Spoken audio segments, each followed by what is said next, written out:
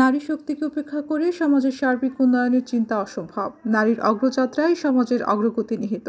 তাই তৃণমূল পর্যায়ে স্বীয় শক্তিকে বলীয়ান নারীদের নিজ কর্মে অনুপ্রাণিত করার লক্ষ্যে প্রতিবারের মতো এবারও জয়িতা অন্বেষণে বাংলাদেশ শীর্ষক কার্যক্রমের আওতায় বিভিন্ন ক্ষেত্রে অসামান্য অবদান রাখায় বিভাগীয় পর্যায়ে নির্বাচিত শ্রেষ্ঠ ৫ জন জয়িতাকে সম্মাননা দেওয়া হবে। এই উপলক্ষে রোববার বেলা ১১টায় রাজশাহী বিভাগীয় কমিশনারের কার্যালয়ের সম্মেলন কক্ষে জয়িতা অন্বেষণে বাংলাদেশ শীর্ষক সংবাদ সম্মেলন অনুষ্ঠিত হয়।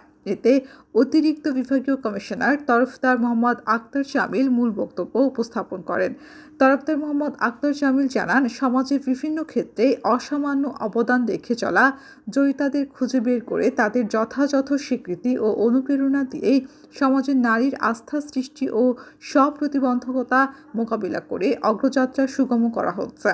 এরই ধারাবাহিকতায় জয়িতা অন্বেষণে বাংলাদেশ শীর্ষক কার্যক্রমের আওতায় অর্থনৈতিকভাবে সাফল্য অর্জন, শিক্ষা ও চাকুরিতে সাফল্য অর্জন, সফল জননী, নির্যাতনের বিভীষিকা মুছে ফেলে নতুন উদ্যমে জীবন শুরু করা এবং সামাজিক উন্নয়নে অসামান্য অবদান রাখা, এই 5টি ক্যাটাগরিতে বিভাগের 8 জেলা থেকে 40 জনের মধ্যে প্রাথমিকভাবে নির্বাচিত 10 জন জয়িতার মধ্য থেকে বিভাগীয় পর্যায়ে বিচারক মণ্ডলী কর্তৃক চূড়ান্ত পর্যায়ে 5 জনকে শ্রেষ্ঠ জয়িতা নির্বাচন করা হবে। তিনি জানান, আগামী মঙ্গলবার জেলা শিল্পকলা একাডেমিতেই জয়িতার সম্মাননা দেওয়া হবে।